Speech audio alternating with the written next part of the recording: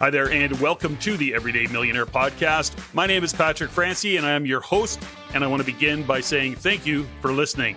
On this show, I am having conversations with seemingly ordinary individuals who have achieved some amazing and extraordinary results in both their life and business. My intention is to inspire and help you learn and grow by having my guests share their journey of how they face and overcome their challenges, but also how they celebrate their many wins. And now, let's get on with this show and have a conversation with today's guest.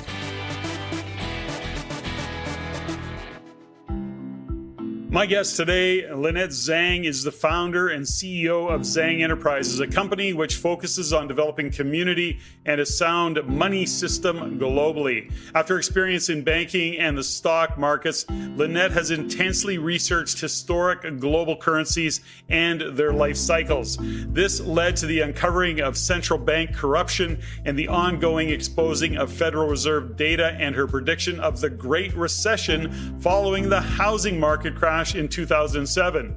Now, this multi-decade research effort has resulted in understanding global economic policies and currency life cycles far beyond the norm of financial advisors and many economists. After her subsequent work in long-term trend identification and asset class analysis, the plan became abundantly clear. Lynette quickly started creating a system to assist others in surviving and thriving the inevitable collapse of the US dollar, which will ripple across the entire global economy.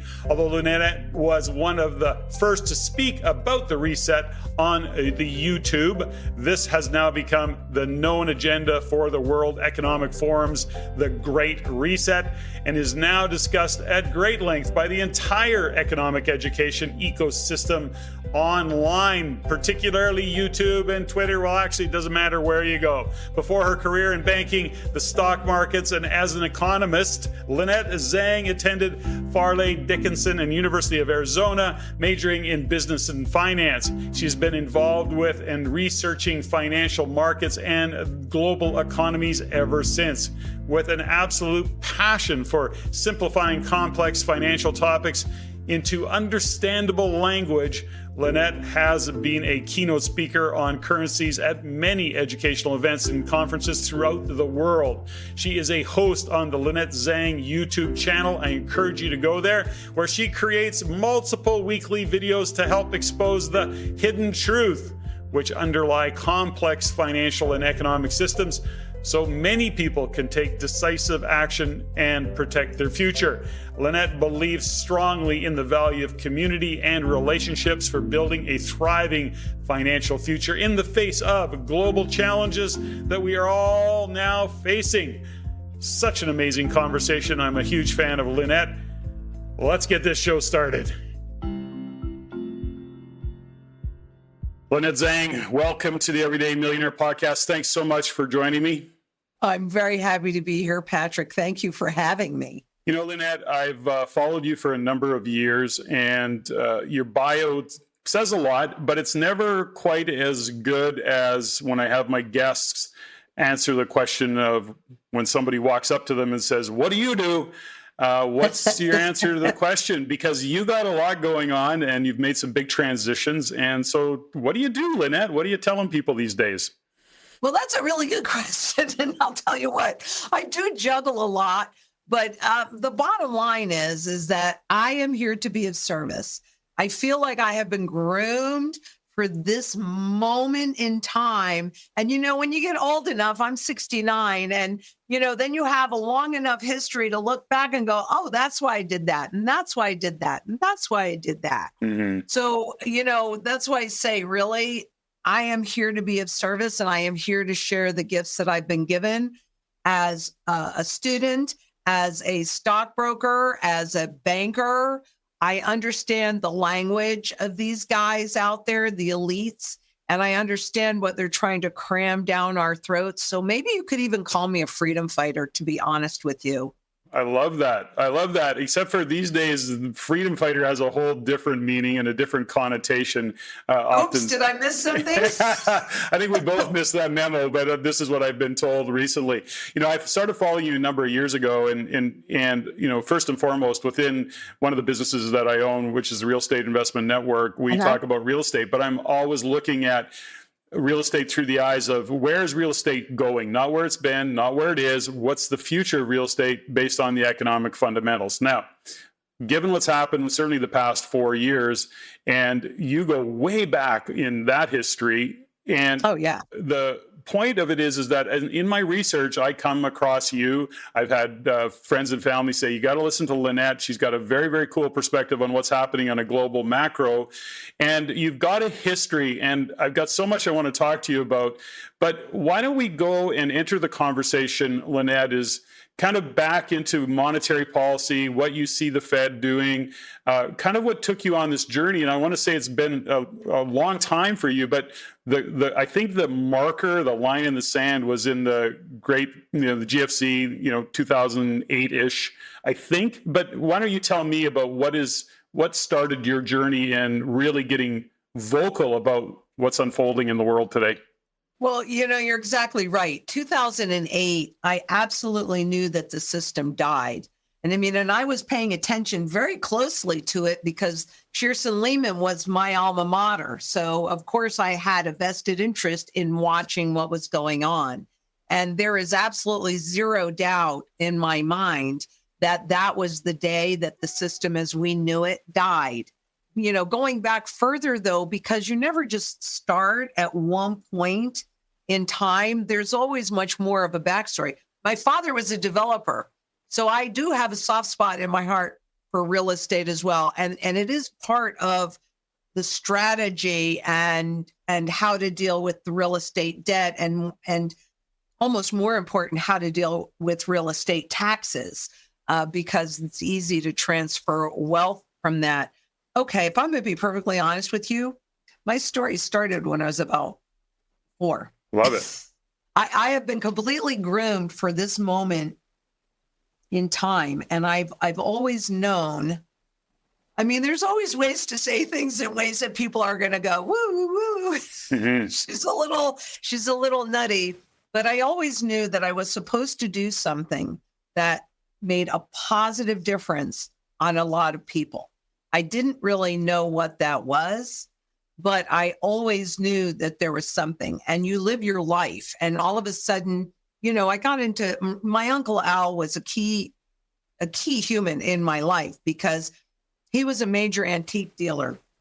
And he taught me how tangible assets flow, the trend cycles of the tangible assets. And he also showed me how to hold as much gold as I wanted to, when in the US, it was illegal to hold more than 5 ounces in any other way than the way that he did it. That had a huge influence. But, again, my father was a developer, so it was a small town, and I got into banking, and they wouldn't let me go to Elsa Williams School of Art when it was time to go to college. So instead, I studied economics because I figured, okay, I like banking. I'll just do that. But, life has twists and turns, and I was a single mother and I didn't make enough money in banking. So I became a stockbroker. And, all of that as a stockbroker with Shearson back in the 80s, that was as globalization was transitioning, right? And that was all the talk, globalization. And I remember thinking, well, this could be problematic for some people. And what did we do in the US? But we shipped all of our manufacturing overseas. We really changed the whole landscape. But on top of that, I stumbled across non-dollar denominated bonds. And all those are bonds that are issued in currencies other than the US dollar. And that made me study currencies. And that's where back in those days, you could talk to the head of currency at any trading desk, actually, at Shearson. You just called them up. It was no big deal. And so I spent about 1.5 years or so every morning talking to Shearson's head of currency trading And then she'd give me homework. I'd go home at night. I would study, and then we would reconvene in the morning and discuss what we learned and go further and further and further.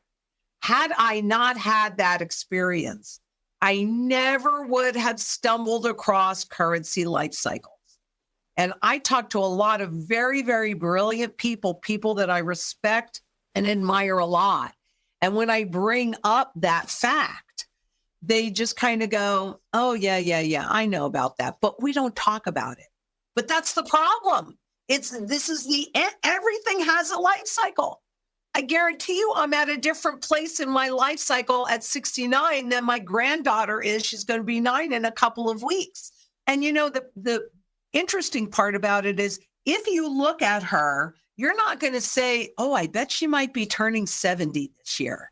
Just like you're not going to look at me and say, gee, I bet she's turning 9 this year, right? Mm-hmm. So if you know what it looks like, what those repeatable patterns are that happen every single time, that gives you a lot of insight into where we are in the trend cycle. So when I always believed in the precious metals thanks to Uncle Al. But when I first got into this industry in earnest was 2002, after most of the formulas that I used indicated to me what was happening with the dollar. And that's when I knew that I needed to be working in this area. I might be sorry you asked me this question. No, I love this. This is, except for I want you to do a master class, but that's a different conversation. That'll be another thing.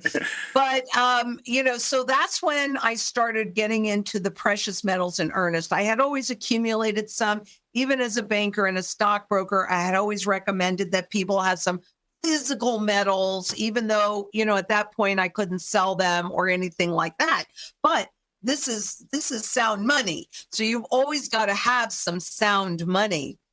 But recognizing where we are in the trend cycle helps you understand how to be in the right place at the right time with the right asset, because there's absolutely zero doubt in my mind. The system died in 2008. I don't think it's a coincidence that Bitcoin came out in January of 2009 and quantitative easing came out in March of 2009. They'd been writing about it. The NSA government agency had been writing about how to create a mint in 1996. And if you read that paper, there are an awful lot of similarities between that paper and what they delivered to us. And I personally believe it was about getting people comfortable with it to make this transition, because I think they knew too that the system died in 2008. So between then and now, that's what, for me, this has been all about, covering up the problems, because they sure haven't fixed them. They've just grown a whole lot larger to get the new system in place, because they hope that they can create a controlled implosion and remain in power, and even greater power, because obviously they want us to go into a full surveillance economy where they can dictate every single move you make. And if all of your wealth is held inside of that system, yeah, they can, because you're going to have to be able to feed yourself and your family. But if you have sound money outside of the system and you have food, water, energy, security, barterability, wealth preservation, community, which has risen to the tippy top for me, and shelter, well, then if they want you to do something, guess what? You have the freedom to say no.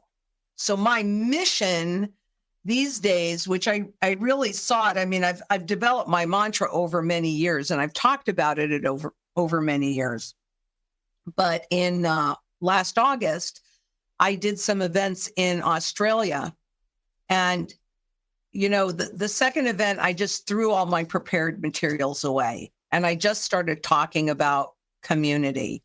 And I got chills over my entire body the whole time that I was talking about it.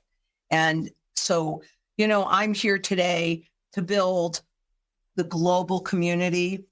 What do you do?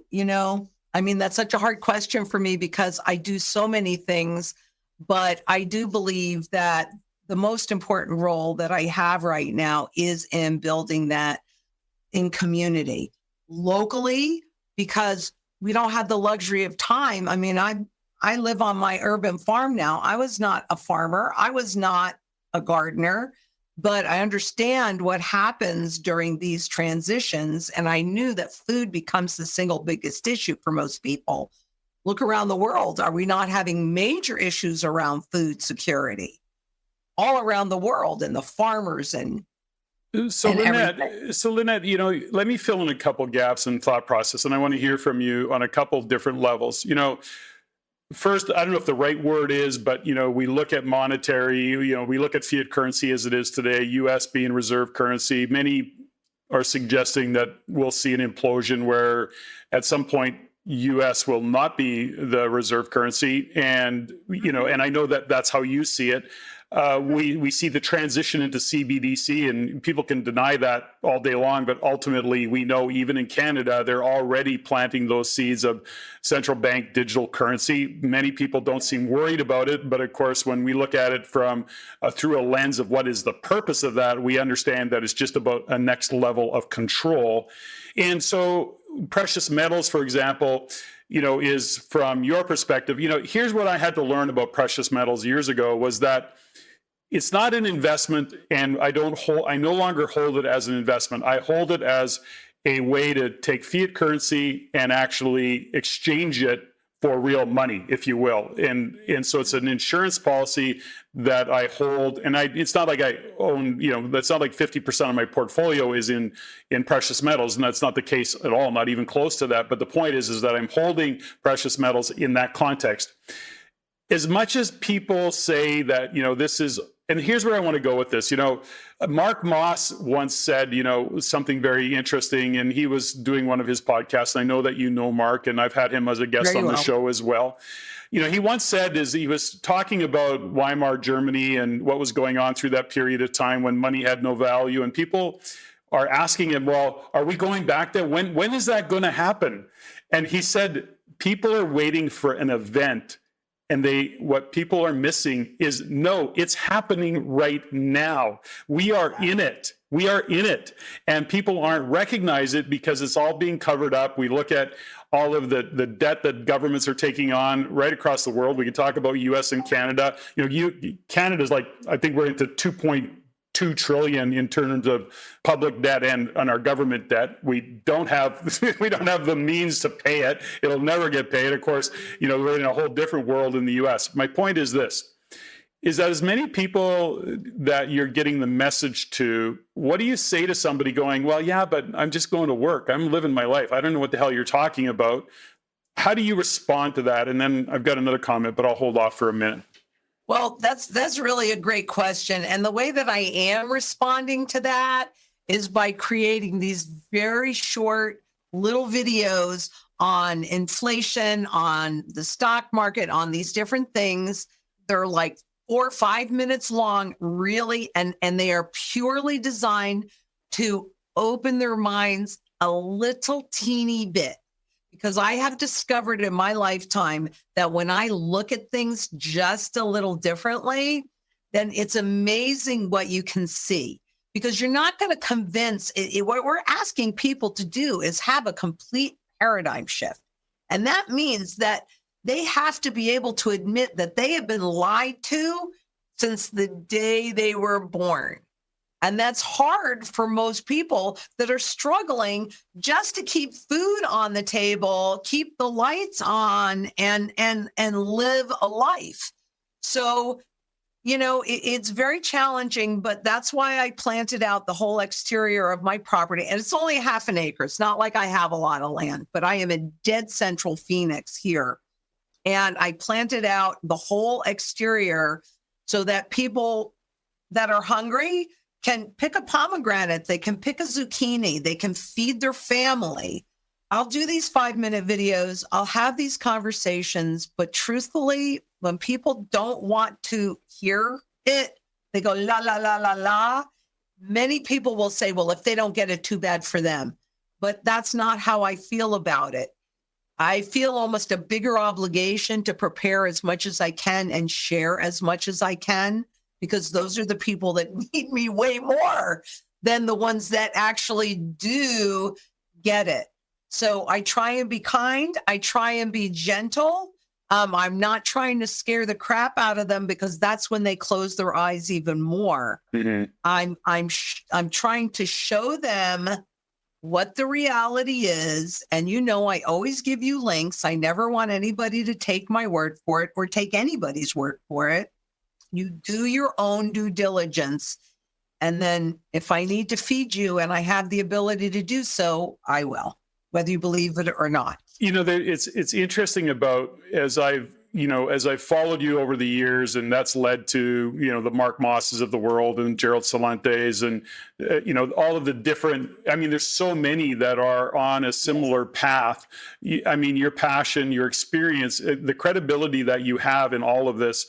And what I love about what the message that you get across is that when you look at, and if you wouldn't mind, you talk about barterability and community. Those are some of your things, having some precious metals. Do you want to list those off again? And then I want to comment on that a little bit. Food, water, energy, security, barterability, wealth preservation, community, and shelter. Beautiful. Now, my comment around all of that is this.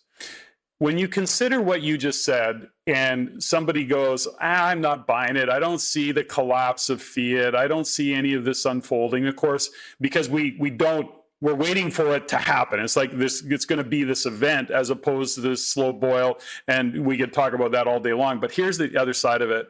What I've learned over the years is this, is I look at it and I go, well, I don't know if it's going to happen. My research says, yeah, I would agree with Lynette. I agree with all of what I see unfolding before me. And when I look at what's happening in governments around the world, let alone what's happening right here in Canada, in our backyard, the fact that you've got a president who's senile, and I'm going, this can't be really happening. It's like watching a cartoon. Like, how is this even possible? Having said all of that, okay, well, let's just say we're full of crap. We don't know what we're talking about. So I look at it and I go, okay, so what's the downside? What's the downside of me having a great community, me having some extra food on site, me having some extra water, growing my own garden, which I love to do with my friends and family? There is no downside. So if I have some extra food and nothing happens, the world just keeps on ticking away. Oh, okay, so I'll donate it to the food bank if it's not something I want to use. I have no downside. That's my view of the world. Exactly. And you know what? You are so right. I frequently ask myself, what if I'm right? And what if I'm wrong? Mm-hmm. And if I could do something that really doesn't matter whether I'm right or wrong, that's the choice that I'm always going to make. Mm-hmm.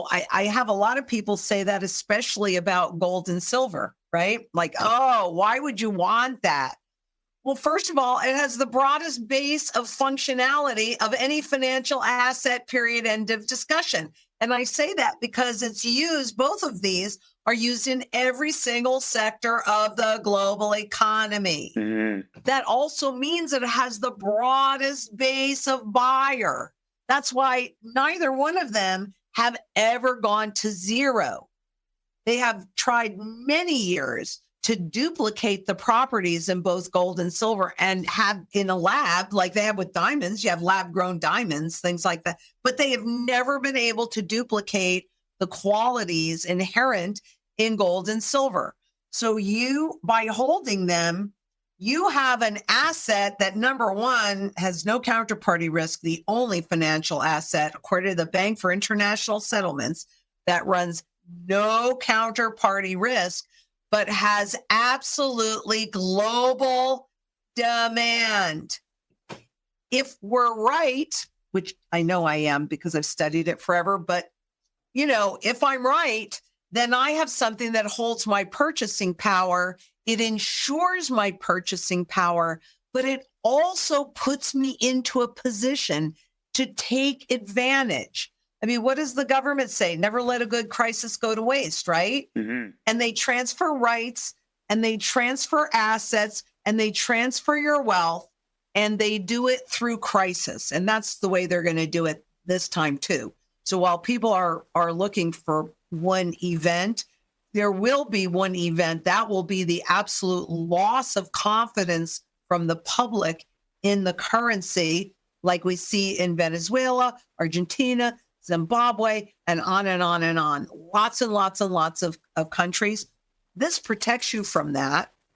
It appropriately diversifies your portfolios because what are we told? We're taught stocks and bonds. Oh, now you're diversified because you have stocks and bonds. Well, that metric hasn't been working very well because in theory, if the bond value goes down, the stock market goes up and vice versa. Mm-hmm. But they've been all running in tandem because we're at the end of this currency's life cycle. And Patrick, have you noticed in print, in headlines and stuff, how many times different economists and government agencies and even central bankers have said, gee, I've never seen this before.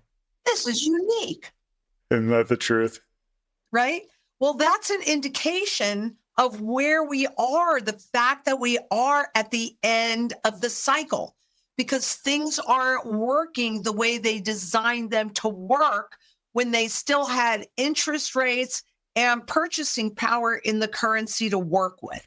It's, what's interesting, there's a lot of ththings interesting about all of this, but, I understand cycles. So in what I teach within the world of real estate is that real estate moves in cycles, and it moves in cycles, regionally. I don't care about national real estate numbers. I'm only looking at regional numbers from an investment point of view. And what you're referring to is a cycle called money and the monetary kind of policies that exist run in cycles. And this has been a huge conversation for many, many years.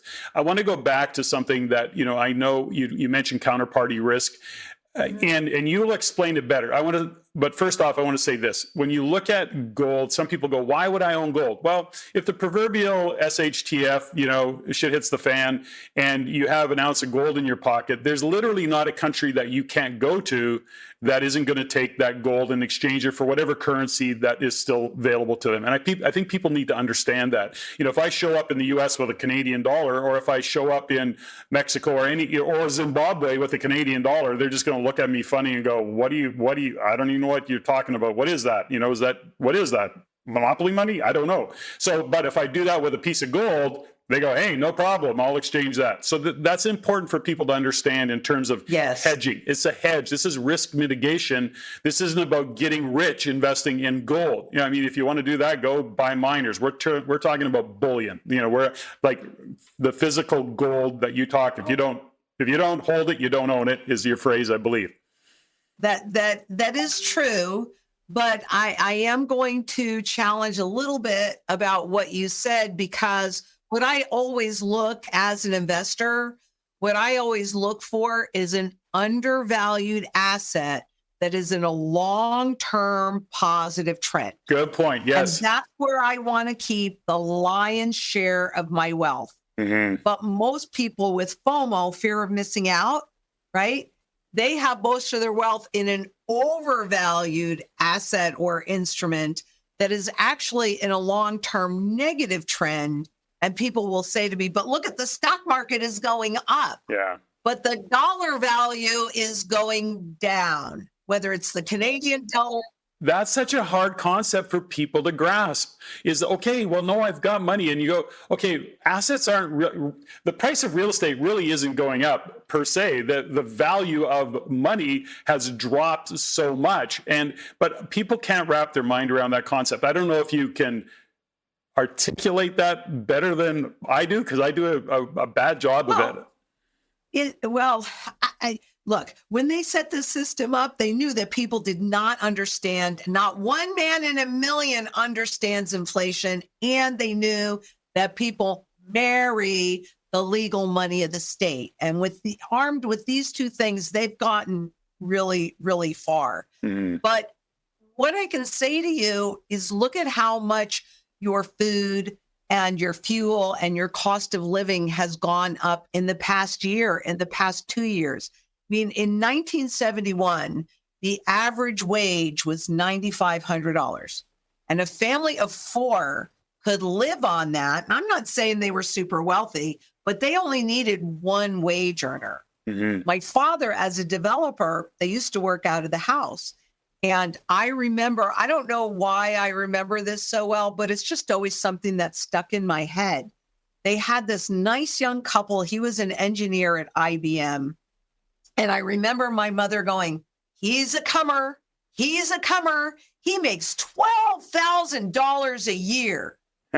Well, if the average wage was $9,500 and he's making $12,000, I babysat for them every Friday night. Right? They used to go out to dinner, maybe a movie. They would take their kids on vacation in the summer. They probably saved for retirement. They probably saved for their kids' education. And my father developed a very nice house. So I knew that they lived in a nice house. How would you be if you made $12,000 a year today? You can't do anything. You'd be living on the street. You'd be one of those individuals living in a tent city. Exactly. And if you look at Zimbabwe, they have billionaires there that cannot buy 3 eggs. So $1 trillion times 0 is still 0. And if you look at, my very favorite chart of all, I show it all the time, is the Federal Reserve's purchasing power chart, where you can see really clearly how the dollar has lost its purchasing power. 90, what is it? Not, there's officially 3 cents left. It's worse than that because, they always kind of massage the data to make it look a little bit better. But if you look at that long-term chart, what do you see down in the index? 0. Because that's what's happened to every single government-based money on the planet for every time they have attempted this experiment. It's not the first time. It's probably the smartest time, but it's not the first time. So when you look at the inevitability of central bank digital currencies, I mean, we only have to look to China to see just how much control that they can have using technology. I've personally spent time in China. My wife just got back, as a matter of fact.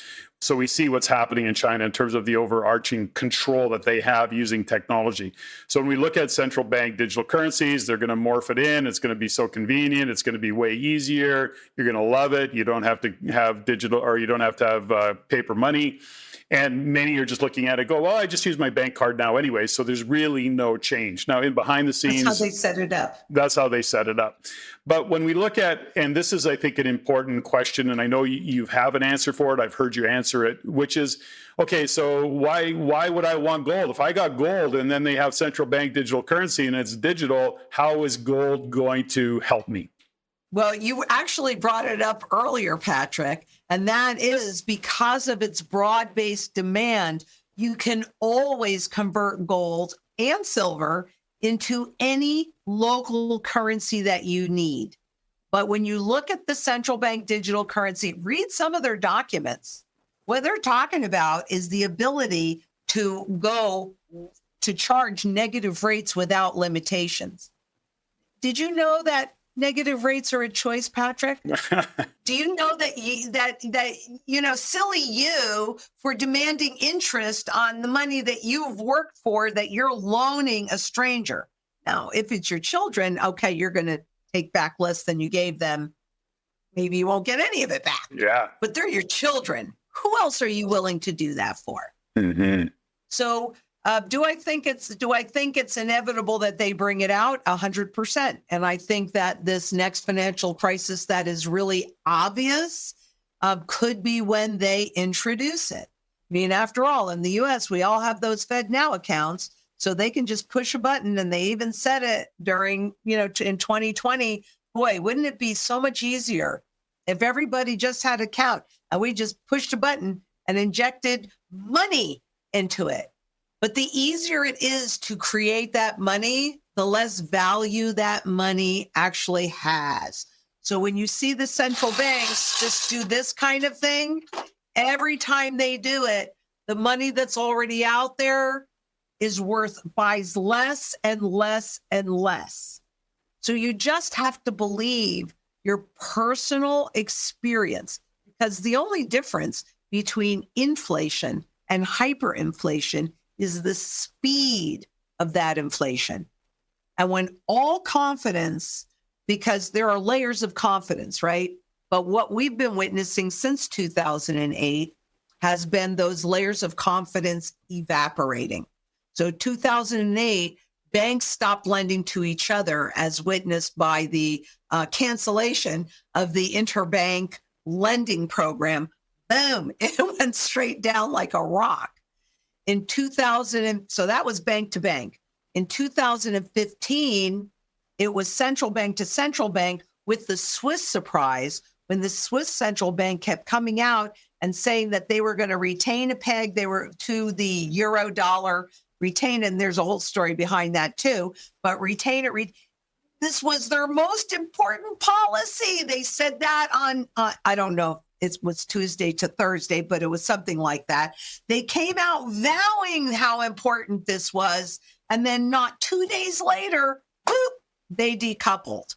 So that was central bank to central bank confidence in each other gone. What was it, June? 2 years ago now? Or a year ago? Whenever, no, I think maybe 2 years ago or a year and a half ago, when the Fed, that since 2008 had used forward guidance, okay, this is what we're going to do, Wall Street, get in line, get a position to benefit from it. And they kept saying, we're only going to go up 50 basis points, 50 basis points, 50 basis points. And then without warning, bam, 75 basis points, which may not seem too much, but that makes a huge difference.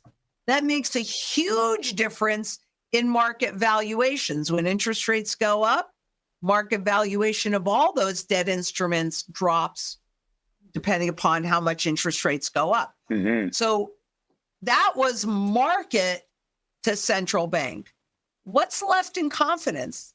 Public in this crap.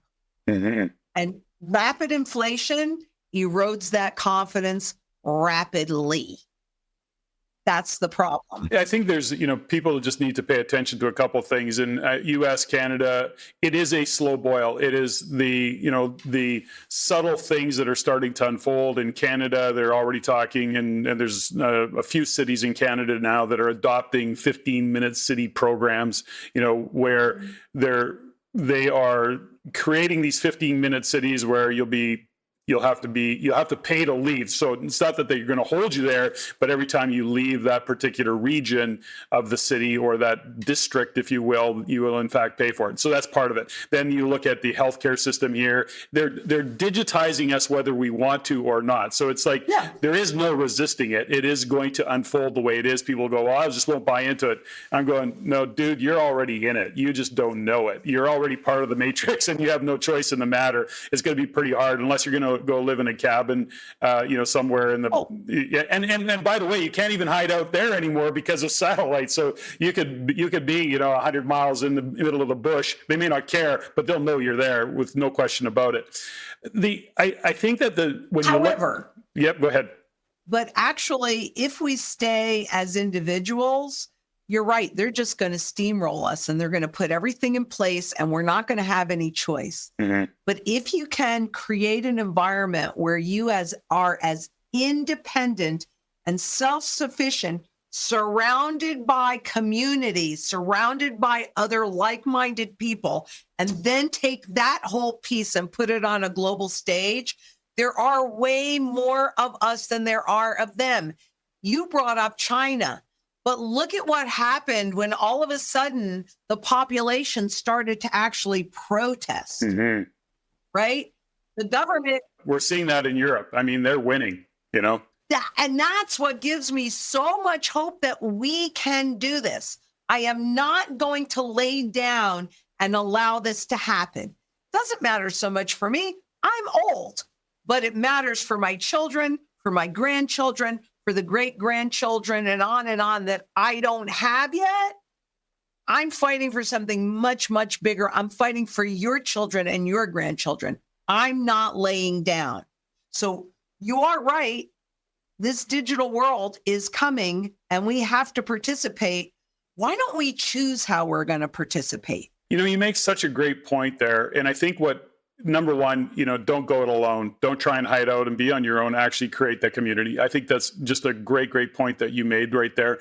And I want to shine a light on it. I think there's a lot of fear in Canada, particularly because we've got a narcissist as a prime minister who, when they actually got together and we had, a global spotlight on us with what the truckers did in their fight for freedom, he locked people down. He locked out accounts. They're still dealing with it. I mean, it's absolutely ridiculous what's going on and behind it. I think that really frightens people.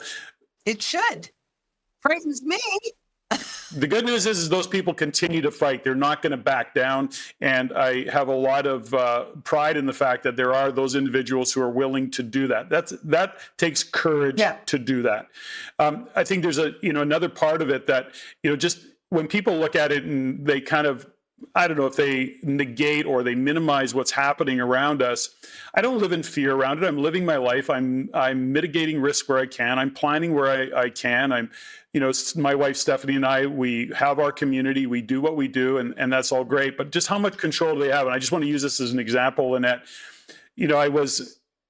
One of my credit cards was compromised, and I use Apple Wallet. And so I phoned my credit card company and I go, hey, listen, this card got compromised. There's a number of charges on here that aren't mine. And she's very patient. We worked through it. And she goes, yes, I can see where this happened and that happened. And she goes, so we're going to shut your card down. And I go, okay, yeah, that would make sense. She literally deleted that card off my phone while I had it in my hand and was talking to her. So how much control do they have? Oh, okay. She pushed a button. Somebody on a phone literally clicked something and that credit card disappeared out of my wallet on my phone that minute, like right there in front of me. And I just shook my head. I went, wow. Okay. And she goes, okay, we'll issue you a new card. Boom, boom, boom. And it was all very, very convenient, by the way. But in the back of my mind, I'm going, holy shit, we don't stand a chance if somebody says, no, we're shutting you down. You're shut down. Yeah, do if you got this. Exactly. Okay. Yeah, do if you got this. I mean, it really is that simple. And here's something I think is really interesting. And it's something that I'm figuring out how to show. So forgive me on this because I'm probably working through it a little bit here. Sure. But my mantra that I've mentioned a bunch of times in here: food, water, energy, etc. Everybody always thinks, well, this is over here and the economic stuff is over here and all that other stuff is over here, and that they're completely separate. No. These are all of the things that we need to sustain our freedom, to sustain a reasonable standard of living, to have the ability, if something like that happens and your card disappears from your wallet, where they push a button like they did in Canada and say, nope, you no longer have any access to anything. If you are independent and self-sufficient and you have hard, sound money outside of the system, you still retain your choices and your freedoms. And if enough people do that, we can have a voice, and I'm thinking a very strong voice in the new monetary system that's coming in, and to have a more fair monetary system that's coming in. It won't be backed by gold to begin with, because they still have to burn off all this debt and all of that. So the first iteration of the CBDCs, I'm telling you, it ain't over. And actually, it won't be over until whatever it is that they do with backing the currency with gold makes it convertible. Because all it'll do is start the clock ticking while they rob you again.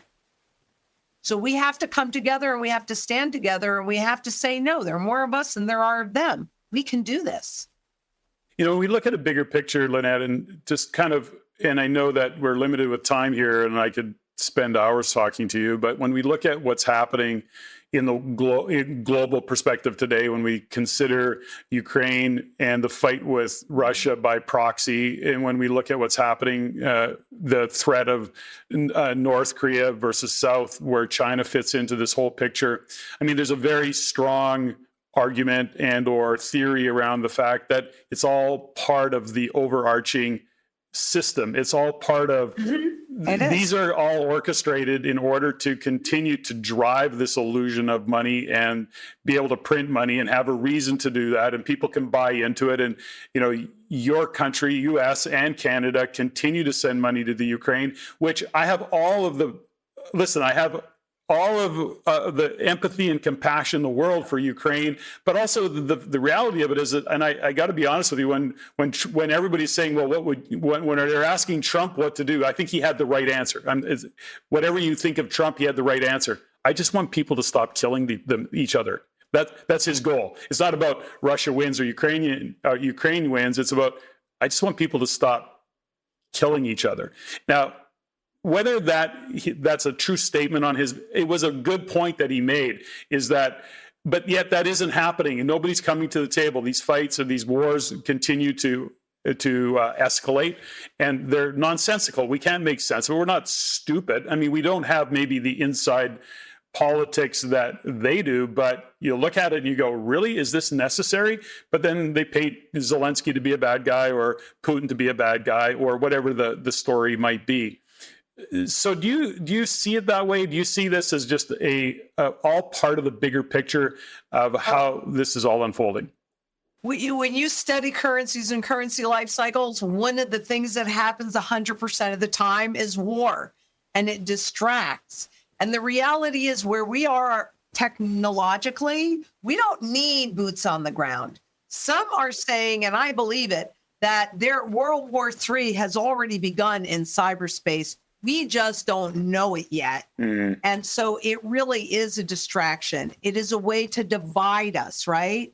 Because they're bad people, but we're good people. And the reality is we're all people, and we all really want the same kind of thing. We want a safe place to bring up our children, a shelter, food to eat, the opportunities. We all really want the same thing. So yes, 100%, there isn't one doubt in my mind, but all of these wars that are erupting all over the world, there's the US and Taiwan, there's everything that's happening in the Middle East. I mean, it's just all justifying inflation and creating a division amongst people. And what I'm trying to do is just the opposite. I want to bring everybody together, because together we can absolutely make a difference. If we're all individuals, then we have no power. But together we can say, nope, no digital CBDCs. I want a convertible. I want it with gold in it, and I want that gold convertible. In other words, if I hand you back a CBDC, you're giving me a physical piece of gold, because otherwise it's not real. Yeah. And something is so interesting. And I want to go back. And again, I know that we've got a hard stop coming up, and I've got so much I want to talk about. But I'm going to have to come on again. You're going to have to join me again. I think the thing about all of this, Lynette, and something I want to not step over for listeners is that, you mentioned hyperinflation. The difference between regular inflation and hyperinflation is the speed. Of course, in Canada, this CPI, and some call it the CPI, and listen, we're experiencing it, and they're saying, well, it's, in Canada, we went from 3.4 to 2.9. And if you, take out housing, and if you take out taxflation, I mean, the taxes are off the charts in Canada relative to what we see happening in many parts of the US. But when we look at inflation, what I think that people miss is, so they say, well, inflation's 2.9%. Well, first off, it's down from 3.4, got it. But that 2.9% is, number one, it's on top of already what was 7% and 6% and 8%. It's not, right. And this is, not I the think, prices coming down. Yeah, it's not, prices aren't coming down. What's happening in this measurement, and this is, I think, what people miss, is it just means the speed is slowing down. It's not that the prices are coming down. It's not that, because we're living it. I mean, we're paying ridiculous amounts for food, fuel, fertilizer, all of the stuff. It's the speed of which, and I think that so many don't understand that, 2.9% isn't about the amount, it's about the speed of which inflation is occurring. And so I wanted to get that message out there. Good. That is a very important message. And the other one I want to just not step over as we wind down, Lynette, is that you said you were old. And I know you joke about that, and sometimes I feel the same way. But I followed you long enough and have listened to you enough to know that, we've been on the planet. You've been on the planet slightly longer than I have, but not much. But it really is our frame of mind. And what I really get from you, and it's one of the reasons I wanted to talk to you, is that you really do have a strong purpose. You're clear on that purpose. You're clear on that mission. And it comes from, really, to your point, is that you don't know how to operate any other way. And you've got to get the message out there. You want to articulate it. I don't see for 1 second that you are in any way, whatever a conspiracy theorist or whatever label they want to put on stuff. People do put on it, that label. I see absolutely no downside to the message that you articulate incredibly well. And I just want to shine a light on that. And there is no downside. If you go through all of the things that you went through, exactly, you're going to win. That's all there is to it. Now, one question that I know is going to be out there, and I know you don't have an answer for it, but I'd like to just hear your thesis on it, is when we look at time frame, knowing that it's not going to necessarily be an event, we're in it.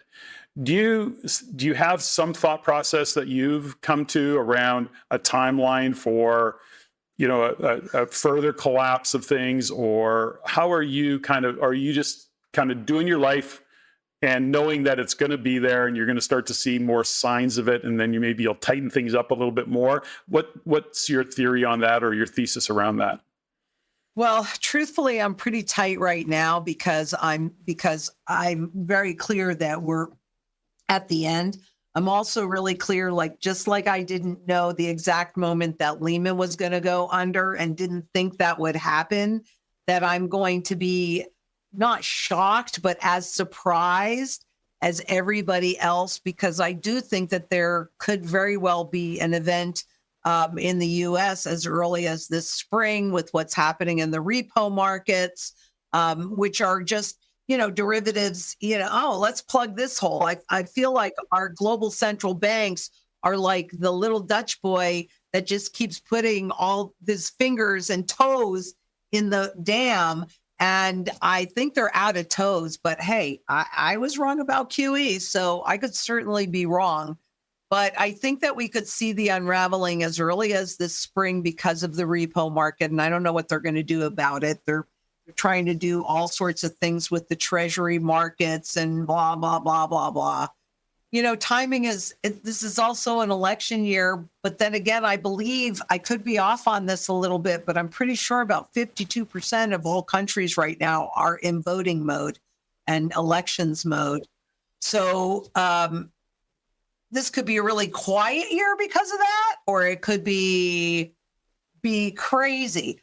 I don't know which. When we look at the unrest around the world, I mean, it's crazy the amount of protests, and I mean, they're violent. There's and I mean, we're not seeing it on mainstream media, of course, or legacy media, whatever you call it, but there is certainly a lot of that going on in the world. I got to get you back here. I mean, I want to just, when you think about a global central bank, we say those words and people say those words and it's like, it doesn't go any deeper than that. But when you ask the question, what does it mean? What does a global central bank mean? Oh my gosh, it just holy cow, there's a lot of rabbit holes that we can go down in that particular conversation. Oh my God, yes, it scares the crap out of me. And we do need to talk about that. The IMF, the BIS. Yes, we do need to talk about that. It's critical, but I think everybody needs to become their own central banker, and they can do it with sound money. And I cannot stress sound money enough, because this is what buys you freedom and liberty and choices. when they're trying to take all of that away from you. But community is the biggest part. Lynette, I know you've got a hard stop, but there's, and I generally have what I call rapid fire questions for my guests, but I'm not going to ask you all those questions, but I have two for you.